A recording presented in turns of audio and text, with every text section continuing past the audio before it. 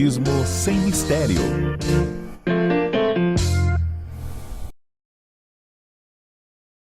Olá pessoal, estamos iniciando o programa Espiritismo Sem Mistério, estudando o Livro dos Espíritos, e eu tenho certeza que você está gostando muito do nosso estudo, porque o Espiritismo Sem Mistério, exatamente como diz o título, é para facilitar o entendimento desta obra, que é uma obra importantíssima, o Livro dos Espíritos, e assim nós podemos compreender todas essas questões voltadas à espiritualidade, mas sem nenhum tipo de mistério, de uma forma tranquila, de uma forma simples, fácil. Eu tenho certeza que você, que está conosco já há algum tempo, compreende melhor, entende melhor todas essas questões do Livro dos Espíritos, coisas que muitas vezes, nós tínhamos alguma dúvida, algum questionamento, será que é assim ou assado?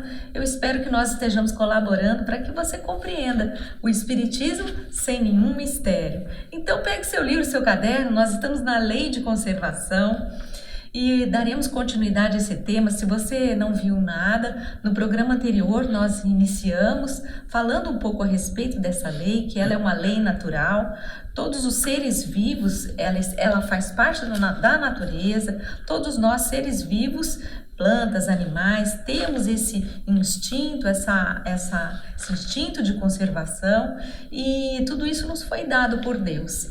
E de uma certa forma, também aprendemos isso no programa anterior, que Deus nos dá a potencialidade de termos tudo aquilo que necessitamos para que possamos prolongar, para que possamos manter a nossa espécie. Então, nós temos alimento à vontade, nós sabemos que o Criador nos legou isso para que nós possamos nos manter as nossas espécies, tanto o homem quanto os animais, as plantas, enfim, todos os seres vivos.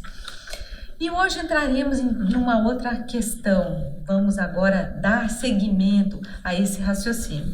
Eu sou Solange Sauan Godoy, junto com o nosso querido André Luiz Ruiz. Como vai, André? Olá, Solange. Olá, queridas irmãs. Mais uma vez, com muita alegria, nos reunimos para o estudo do Livro dos Espíritos, que já desde o programa anterior está tratando da lei de conservação. Esta lei está observável em todos os seres vivos, que estarão buscando manter aquilo que é necessário para o desenvolvimento do seu potencial pessoal ao longo do tempo. E isso nós vamos continuar a ver no programa de hoje. Para começarmos, nós temos o primeiro slide que nós vamos colocar na tela, você poderá nos acompanhar, aí está o nosso slide de introdução, que de verdade possibilita que você possa fazer também uma reflexão a respeito desses diversos temas, como a Solange vai explicar. Vocês já viram no programa anterior essas imagens significativas voltadas à lei de conservação. Então nós vemos o planeta, os animais que estão cuidando das suas espécies, no caso aí esse chimpanzé com seu filhote, promovendo essa manutenção. Nós vemos as plantas sendo cuidadas, lidadas também, para que tudo se preserve, tudo se mantenha. Por outro lado, também vimos essa questão do supérfluo, do exagero, daquilo que não é tão necessário assim, mas que a nossa sociedade produz. Por isso que você está vendo todo esse homem nessa pilha de entulhos, que nada mais são do que diversos tipos de produção dos homens, e muitos deles fora de propósito, em excesso. Muitas dessas coisas nós poderíamos viver tranquilamente sem elas. E, de uma certa forma, o que nós aprendemos no capítulo, no programa anterior, é que Deus nos provê de tudo aquilo que é necessário para a nossa manutenção, a nossa sobrevivência, a nossa conservação como espécie, desde que nós também não ultrapassemos esse limite, ou seja, o limite do necessário, indo já para as coisas que são supérfluas.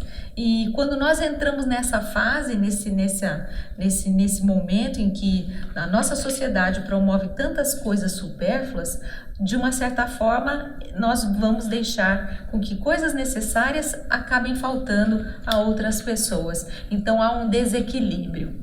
Mas nós vamos agora, então, entrar nas questões que Allan Kardec nos traz, e eu convido vocês a darem uma olhada já na pergunta 707, em que Kardec faz o seguinte questionamento: os meios de existência frequentemente fazem falta a certos indivíduos, mesmo em meio à abundância que os cerca.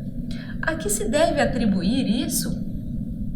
Nós vemos aí Kardec realçando uma situação que nós todos conhecemos, que não é aquilo que nós gostaríamos que existisse, mas que você vê em ambientes bastante abundantes pessoas que sofrem, pessoas que passam por dificuldades extremas.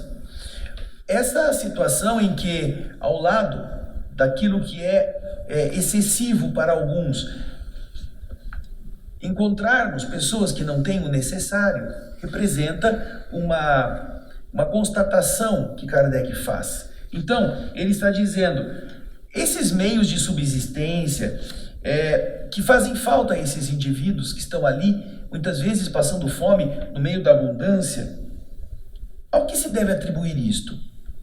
É por falta de sorte? Qual é o motivo disso ser assim? Vamos ver a resposta? Ao egoísmo dos homens, que não fazem sempre o que devem. Depois, e o mais frequentemente, a eles mesmos. Procurem e encontrarão.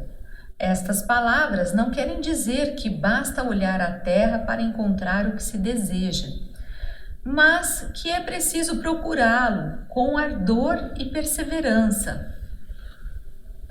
E não com fraqueza, sem se deixar desencorajar pelos obstáculos que frequentemente não são senão meios de pôr à prova sua constância, sua paciência e sua firmeza.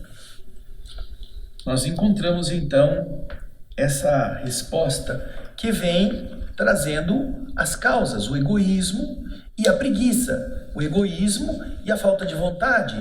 Os próprios homens são egoístas, portanto guardam para si o que poderiam estar compartilhando. Mas também aqueles que estão precisando esperam cair do céu, esperam que Deus supra, sem que eles tenham que fazer nenhum esforço. Então, vamos encontrar o quê? Os Espíritos explicando que não basta você ficar esperando do céu as coisas chegarem até suas mãos. É preciso procurá-las e é preciso procurar bem. Então, existe uma questão no Livro dos Espíritos cuja resposta é muito interessante, que nos inspira, inclusive, esse comentário. Kardec faz uma pergunta e os Espíritos respondem, um texto razoavelmente mais longo, mas está dizendo assim no final, que se o homem se contentasse com o que ele é capaz de fazer, ele não passaria por apuros. Ele poderia exercer a atividade e ser um bom operário, mas preferiu ser um poeta sem talento e morreu de fome.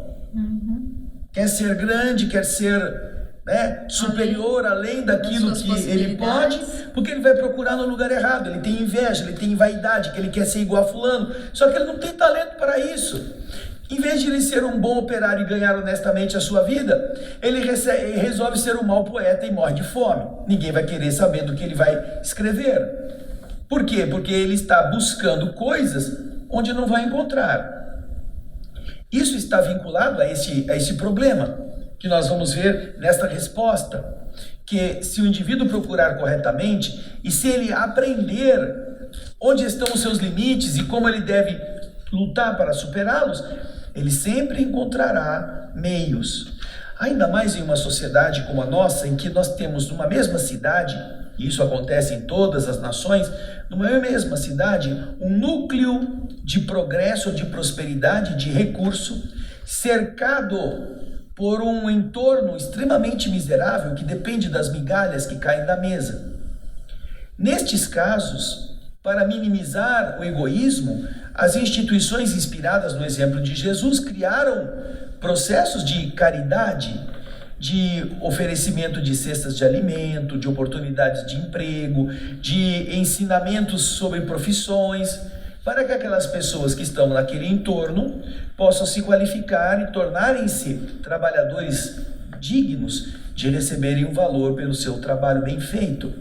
Então, é preciso se esforçar para aqueles que querem realmente sair disso.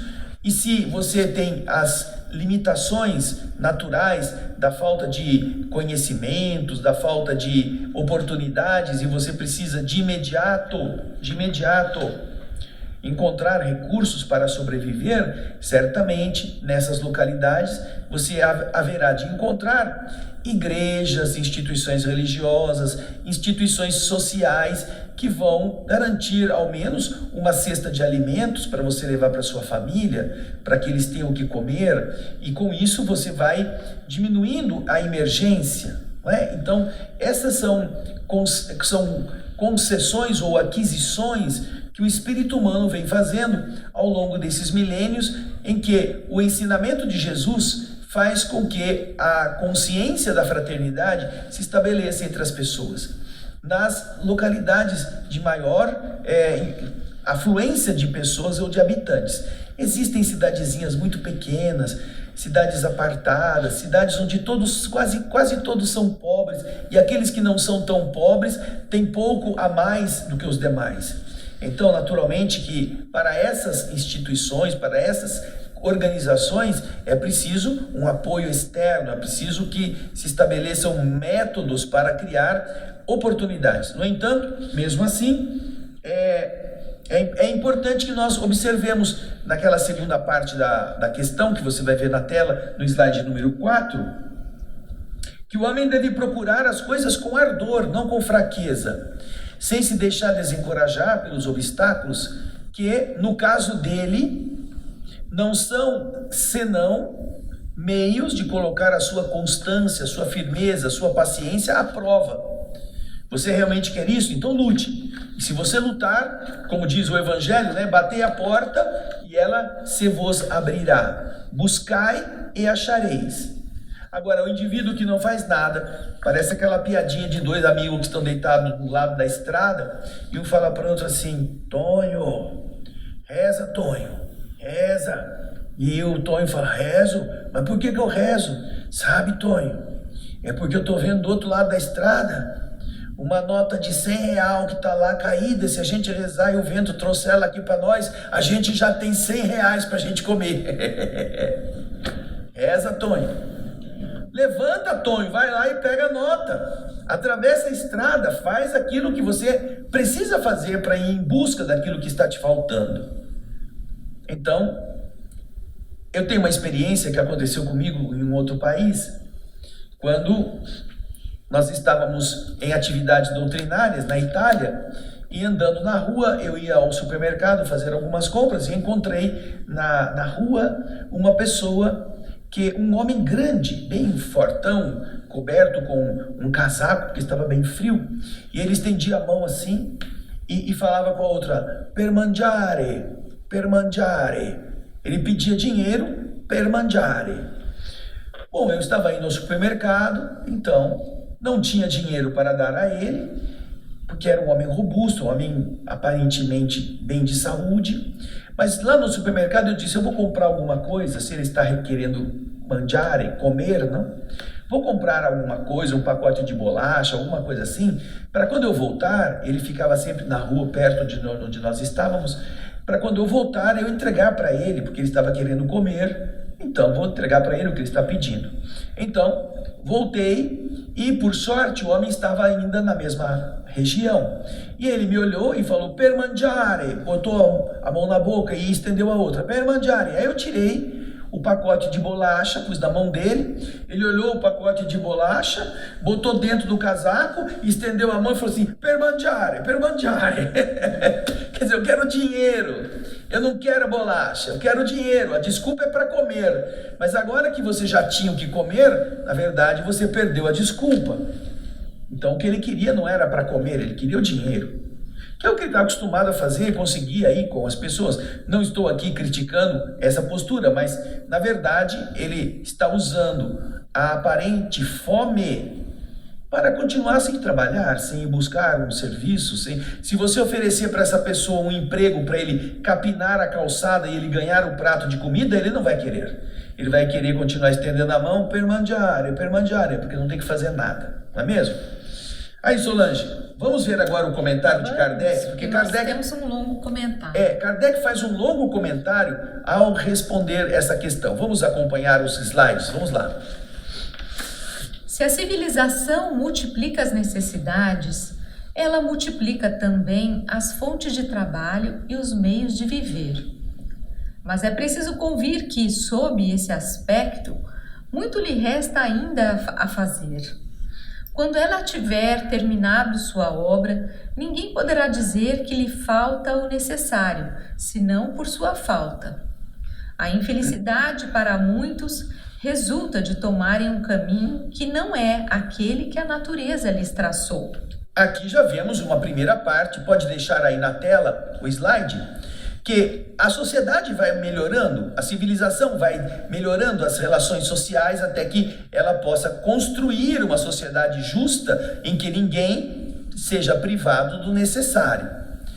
Agora, quando ela tiver terminado isso, não haverá ninguém que vai dizer que está passando necessidade porque a sociedade não lhe deu. Não, está passando necessidade porque ele quis passar. Esse sofrimento, essa infelicidade para muitos, resulta de tomarem um caminho que não é aquele que a natureza lhes traçou. Pessoas que queiram fazer coisas que estão fora da sua capacidade, que estão além de seu modo de produzir ou de gerar recursos para ele mesmo. Então, essa infelicidade, enquanto a sociedade não está pronta, se cada um de nós aprendesse a fazer aquilo que realmente sabe fazer ou que tem tendência a fazer de forma positiva e bem feita, não haveria essas dificuldades. Vem para mim aqui um pouquinho. Eu tenho sempre ouvido pessoas que se queixam nas grandes comunidades de que precisam arrumar alguém para trabalharem em casa, para fazerem certos trabalhos domésticos, porque isso toma tempo e a pessoa às vezes está ocupada em trabalhos mais intelectuais, ela não tem tanto tempo de fazer os trabalhos domésticos que ela pagaria para uma pessoa que pudesse trabalhar fazendo. Mas a grande queixa é que você geralmente não encontra pessoas que sejam cuidadosas, que sejam dedicadas e que sejam responsáveis para pôr dentro da sua casa e eles exercitarem o serviço. Ou quando encontra, os valores que eles solicitam de pagamento são valores que estão muito além daquilo que a pessoa teria condições de pagar. E, obviamente, não estamos com isso querendo menosprezar o trabalho físico da pessoa que vai limpar o chão, vai lavar a louça, vai arrumar as camas. Mas estamos dizendo que, na verdade, para fazer esta tarefa física, não é necessário que haja uma formação intelectual, uma formação cultural. Qualquer pessoa poderá fazê-la. E é justo que uma pessoa que precise desse serviço pague honradamente por essa possibilidade de ter alguém confiável dentro do seu lar. Ou seja, há muitas pessoas que precisam de um trabalho e há muitas pessoas que querem um trabalho. E por que a gente não encontra pessoas que sejam igualmente responsáveis para trabalhar com segurança, cuidadosas para não destruir a casa da pessoa que está contratando e ao mesmo tempo que a pessoa que a contrata esteja feliz por estar cooperando para que a sua vida possa seguir nas tarefas gerais e tenha a sua casa em harmonia, tenha a sua casa justamente organizada. Por quê? Porque, de verdade, há sempre os conflitos em que a pessoa, para ganhar o dinheiro trabalhando nisso, não, é muito pouco, eu vou fazer outra coisa. Eu vou pedir ajuda de outros lugares, pessoas que estão vivendo de bolsa isso, bolsa aquele outro, e que por causa de terem as bolsas não querem mais trabalhar. Não querem sujar a carteira, isso acontece bastante. Exato. Então já vemos que não é que falta aquilo que a pessoa precisa para obter o ganha-pão. É que muitas vezes a pessoa não quer aquilo. Ela acha que ela merece outra coisa, ela merece um valor superior, ela tem ambições que são naturais de todas as pessoas, mas que a pessoa muitas vezes está sonhando com coisas para as quais ela não tem competência, ela não tem preparo. Então, é muito mais fácil que uma pessoa que tenha preparo faça o serviço doméstico, por não ter outra opção, do que uma pessoa que não tem preparo faça o serviço intelectual daquela que está cuidando de coisas mais profundas, mais sérias, do ponto de vista da organização da sociedade. Então, cada um dentro da sua habilidade, da sua potência, poderá encontrar pessoas que vão lhe dar a oportunidade de trabalho. E essa é uma das coisas mais difíceis, porque quando você encontra vamos dizer aqui, eu não digo mais nenhum funcionário diário, nenhuma diarista, eu digo uma faxineira de cada 15 dias, a pessoa que consegue uma faxineira para cada 15 dias fica muito feliz. Eu conheço pessoas que pagam até muito mais do que valeriam para terem aquela pessoa que cuide das coisas quinzenalmente na sua casa. Mas a carência de bons profissionais, de boas pessoas que se dedicam com honradez é muito grande. Por isso é que a gente vê que às vezes as pessoas não estão desempregadas ou sem recursos porque há uma injustiça ou há uma situação de azar. Não, estão passando por aquilo porque por algum motivo não querem fazer de outro jeito, né? Mas o comentário continua no próximo slide, vamos lá. Então, lhes falta inteligência para terem êxito. Há para todos lugar ao sol, mas com a condição de aí tomar o seu e não o dos outros.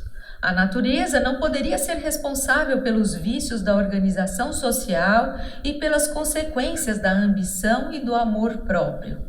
Entretanto, seria preciso ser cego para não se reconhecer o progresso que se efetua sob esse aspecto entre os povos mais avançados. Já existem, sim, ambientes em que a sociedade se organizou para dar apoio àquelas pessoas que estão com problemas, que não podem fazer. Nós temos, por exemplo, em países europeus, um respeito muito grande às pessoas que estão incapacitadas pela idade de irem ao supermercado, de fazerem suas compras. Existem grupos de pessoas que são remuneradas pelo Estado ou pela prefeitura, pela localidade, para que elas vão à casa da pessoa, peguem a lista, a pessoa dá o dinheiro, elas vão ao supermercado, fazem a compra, trazem a compra e trazem o troco e facilitam a vida desse idoso. Então existem sim avanços muito grandes, apesar de que ainda o egoísmo, a indiferença tem produzido malefícios que são, com o tempo, sanáveis pela melhoria moral dos seus integrantes. Por isso que, ao mesmo tempo em que falta a noção de onde você realmente deve estar, por aquilo que você é capaz, falta também a nossa visão de que já há um avanço positivo no sentido de se diminuir essas dificuldades quando nós temos uma sociedade organizada de forma decente. Né, Solange? Exatamente. Como você disse, muitas vezes a pessoa quer exercer uma determinada atividade, mas ela não tem inteligência, ela não tem capacidade para isso. Então, você vê que tem duas mãos aí, situações assim, em que as pessoas não querem aquilo que está sendo oferecido a elas, por N motivos, e também temos junto com isso um progresso que está acontecendo na sociedade, nesse cuidado, em voltar-se com alguns cuidados aquelas pessoas que não têm condições de se manter por si mesmas. Mas o comentário de Kardec continua, vamos em frente, porque ele fala o seguinte: Graças aos louváveis esforços que a filantropia e a ciência juntas não cessam de fazer para o melhoramento do estado material dos homens, e malgrado o aumento incessante das populações, a insuficiência da produção, atenuada pelo menos em grande parte, e os anos mais calamitosos não têm nada de comparável aos de outrora. As coisas melhoraram muito. Antigamente, a falta de recursos tecnológicos fazia com que as pessoas tivessem que plantar a batata uma por uma, que colher o abacaxi um por um, que fazer tudo aquilo no campo de uma forma pessoal, manual, o que levava muito tempo, exigia muito esforço.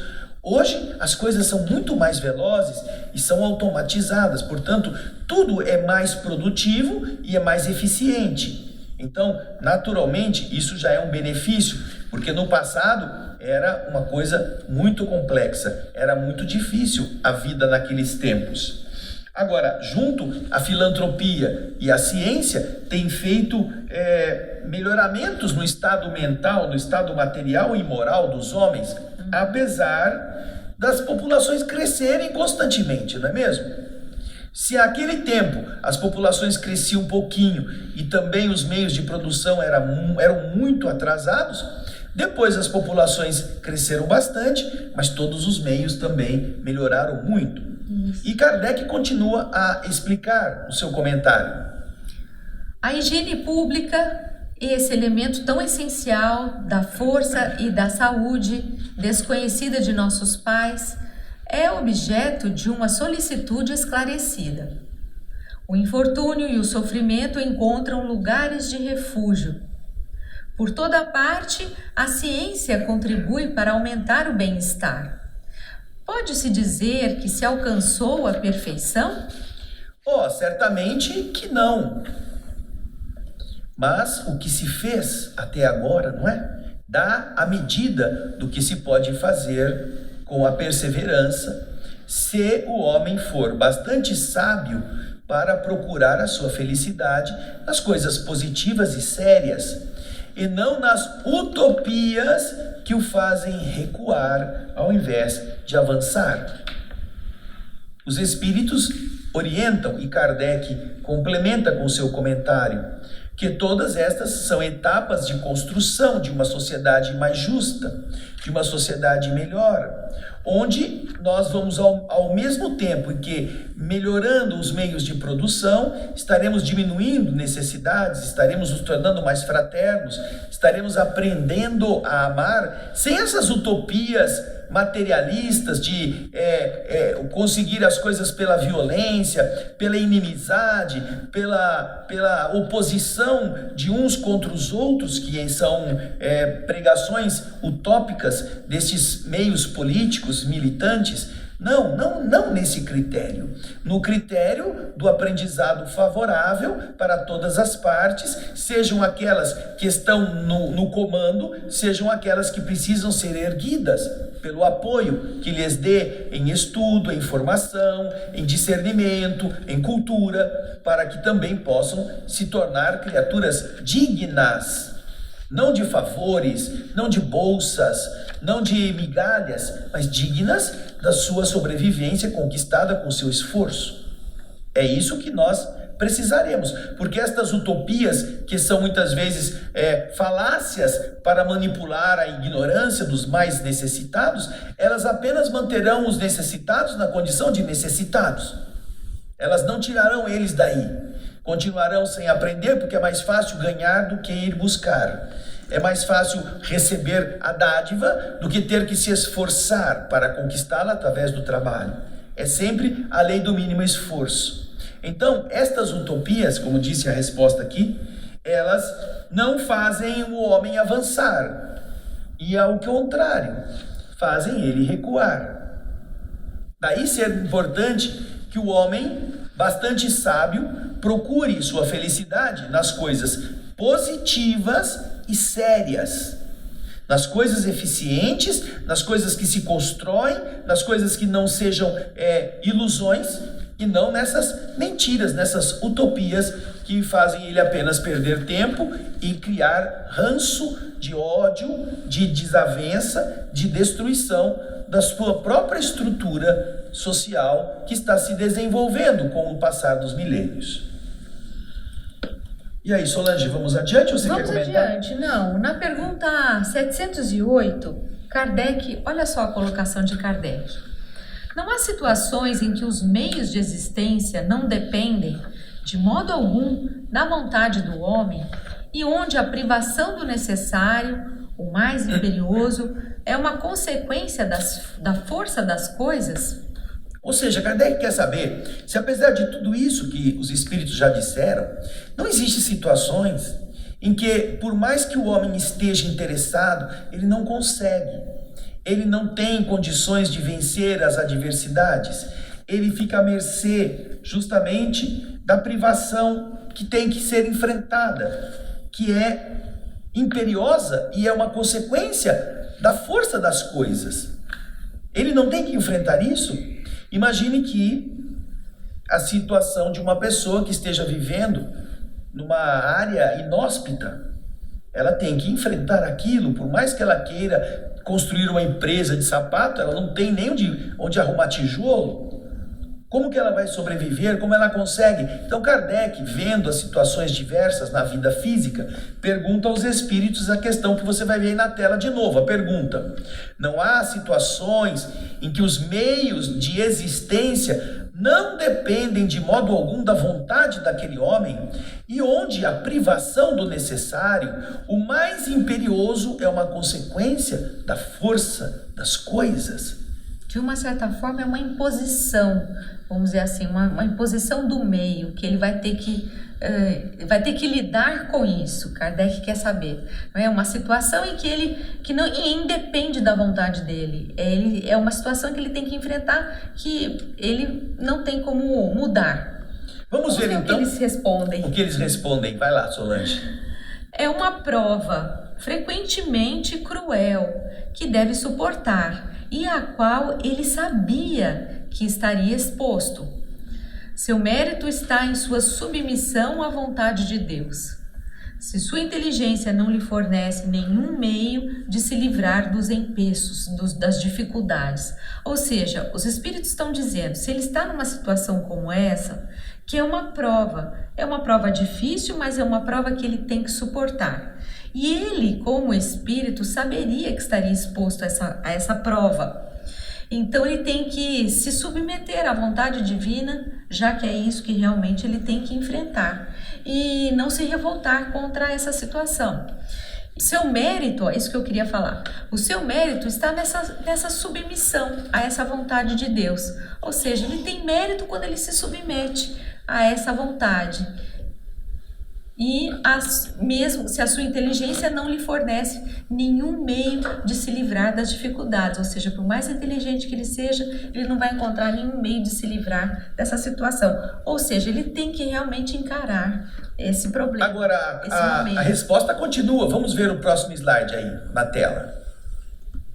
Se a morte deve alcançá-lo, este homem deve submeter-se a ela sem murmurar e pensando que a hora da verdadeira libertação chegou e que o desespero do último momento pode fazê-lo perder o fruto de sua resignação. Nós vemos então que os espíritos estão dizendo que nestes casos em que um homem é colocado numa situação em que ele não tem como conseguir de outra forma, ele não tem como vencer, geralmente isso se dá porque é uma prova. Geralmente porque o próprio homem solicitou isso, ele tem que desenvolver determinadas qualidades do seu espírito para conseguir melhorar-se como alma imortal, não vencer com apenas um corpo carnal. E isso nós vamos encontrar em muitas situações da vida, situações de ambientes insalubres, de situações de carências absurdas. Vamos ver pessoas que nascem em ambientes hostis, Vamos ver nossos irmãos que vivem na Caatinga, no Nordeste, ou mesmo em situações de ambientes muito áridos, ou com excesso de frio, ou com dificuldades da estrutura selvagem, com doenças, e eventualmente catástrofes até que ele tenha que enfrentar, que ele não tenha como contornar a situação, ele tem que passar por aquilo, e mesmo que a morte venha acolher, ele tem que compreender essa situação como um momento de prova e de aprendizado. Não quer dizer que ele não tente sair, que ele não possa deixar aquilo, mas às vezes ele não tem como fazer isso, ele não tem como sair dessa situação. Então, se a morte acontece, ele precisa entender que chegou o momento da libertação, o momento de seguir adiante como espírito, e que se ele quiser recolher o fruto bom de todo o processo que ele teve que enfrentar, da resignação, da paciência, do esforço de superação, ele precisa não se revoltar com isso e entender que foi a solicitação dele para melhorar as qualidades, as virtudes do seu espírito, como alguém que nunca vai morrer. O corpo vai morrer, mas este corpo não é ele, é apenas a roupa que ele vestiu. Portanto, nestes casos, estamos observando circunstâncias que são próprias daquele desenvolvimento espiritual, daquele indivíduo ou daquela comunidade, e que de verdade estará beneficiando aquelas almas quando elas puderem colher os frutos bons de todo o esforço que fizeram. Agora, na sequência, nós temos mais uma pergunta. 709. Vamos a ela. Kardec fala o seguinte: os que, em certas situações críticas, acham-se forçados a sacrificarem seus semelhantes para se nutrirem, cometem um crime? Se há crime, ele é atenuado pela necessidade de viver que lhes dá um instinto de conservação? Olha essa pergunta. É uma pergunta espinhosa, não é? Olha, ele tem um instinto de conservação, ele precisa se alimentar. Agora, em algumas situações críticas, em que eles se acham forçados a matarem seus semelhantes para se nutrirem, eles cometem crime? Será que isso poderia estar atenuado pelo instinto de conservação? Matar alguém para comer? Não é comer um corpo que já morreu, é matar para ter a satisfação de comer e continuar vivo. Isso é crime? Né? Espinhosa essa questão, né?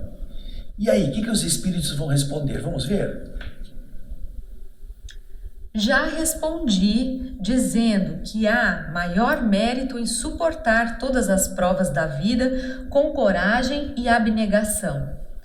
Há homicídio e crime de lesa natureza, falta que deve ser duplamente punida. Sim, há um crime de lesa natureza. Ele não está autorizado a matar alguém para comer. Então, por que ele não diz assim: eu permito que vocês me matem para que vocês comam o meu corpo? Não é mesmo? Não. Vamos matar o outro lá, porque dá uns bife bom. Isto sim representa uma atitude de inadequação diante da ordem cósmica. Há sim os crimes naturais de lesa natureza, os crimes que decorrem deste comportamento, em que nós somos chamados a viver em comunidade para desenvolvermos o quê? A coragem das provas, suportando as dificuldades da vida, com o quê? Com a abnegação, com essa postura de estarmos juntos passando pelas dificuldades comuns. Observar como que poderemos achar alguma coisa, sairmos juntos em busca de uma maneira de nos alimentarmos, de comermos raízes, de ingerirmos ervas, de comermos as coisas que encontramos pelo caminho, mas não de nos matarmos para isto. Agora, naturalmente, já aprendemos como lei do universo que a justiça do universo leva em consideração todas as atenuantes possíveis. Certo? Todas as atenuantes. O estado alterado de consciência, a nossa falta de entendimento, o nosso modo de desespero em relação às coisas que temos que enfrentar, tudo isso não alteram a natureza do crime, mas podem diminuir aquilo que seria a penalização dessa infração. Já acontece isso no direito dos homens. É natural que uma pessoa que passou por dificuldades e precisou fazer determinadas ações ilegais receba uma diminuição na pena do crime que cometeu em função do seu estado de necessidade. Assim também, nós entenderemos que a lei do universo não é uma lei inflexível e maldita. Ela manterá a responsabilidade daquele que matou, porém poderá levar em consideração certas peculiaridades para que o modo de reparar no futuro esse gesto seja compatível com aquelas condições que o levaram a praticá-lo, né? Então, isso está dentro do critério da justiça do universo e do amor do Pai. Agora, nós temos uma última pergunta para o programa de hoje. A pergunta 710, que você vai ver aí na tela. Nos mundos em que a organização é mais depurada, os seres vivos têm necessidade de alimentação? Mundos mais avançados. Os seres vivos que lá vivem precisam comer? Precisam? Bife, bife, bife, bife, batatinha, batatinha, batatinha. Precisam comer frango, frango, peixe.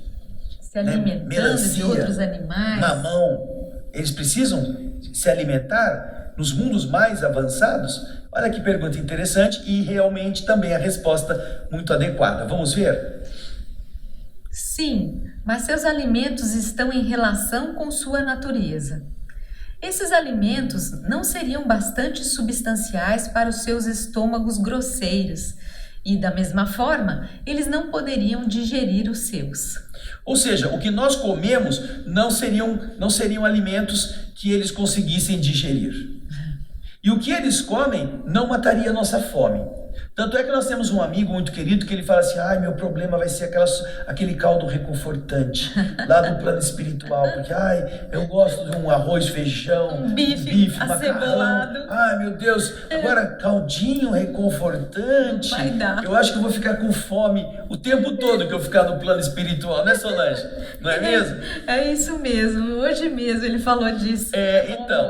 Então, nós naturalmente não seríamos alimentados em suficiência por aquilo que eles se abastecem, porque nós temos um corpo denso, nós temos um corpo pesado, grosseiro, que precisa de um padrão de solidez alimentar muito grande, enquanto que nos planos mais avançados a necessidade é diferente, porque o corpo é diferente.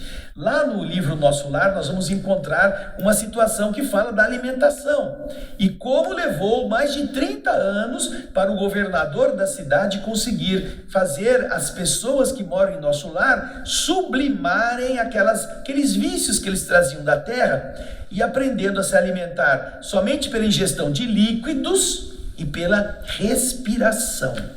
Só tem comida mais sólida na forma de caldo e de fruta nas câmaras de retificação, naqueles 2 ministérios mais ligados aos que chegam da terra, do auxílio e da regeneração. Os outros não, os outros é tudo gente respirando bife. Não é? A gente vai ter que se desapegar. Isso mesmo. Agora, falando de outros mundos, né, isso também é comum. Quanto menos denso for o corpo físico, menos de alimento denso ele necessita. Exatamente. Mas necessita ainda comer uma coisinha. Mas esse tema não terminou, porque além de conservação tem muitas coisas interessantes. No próximo programa vamos falar desse desfrute, né, dos bens terrenos. Espero que você possa estar conosco. Lembrando que nós ainda tem um tempinho, deixa eu falar para vocês no nosso programa O Espírito da Letra, onde nós já temos 11 obras lidas, analisadas pelo André Ruiz, que são as obras do Espírito André Luiz através da mediunidade do Chico Xavier. E nós encerramos agora o último programa, né? O livro Mecanismos da Mediunidade. Então, se você quiser aprender sobre esse tema, um livro belíssimo, Mecanismos da Mediunidade, procure lá o programa O Espírito da Letra. youtube.com/O Espírito da Letra, tudo junto. Vai lá, você tem os 11 livros completos para você desfrutar. E assim você vai conhecer mais sobre o Espiritismo, com muitos exemplos, com muitas situações interessantes. É isso aí. Isso Solange, mesmo. obrigado. Nós Vamos agradecemos a sua presença. esperar você no nosso próximo Espírito da Espiritismo Letra. Não, Espiritismo sem sem mistério. E também no Espírito da Letra. Espírito da Letra Por que não? também.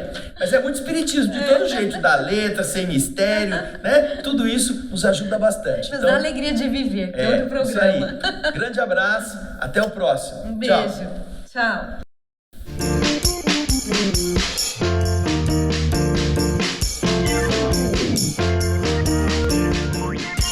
Espiritismo sem mistério.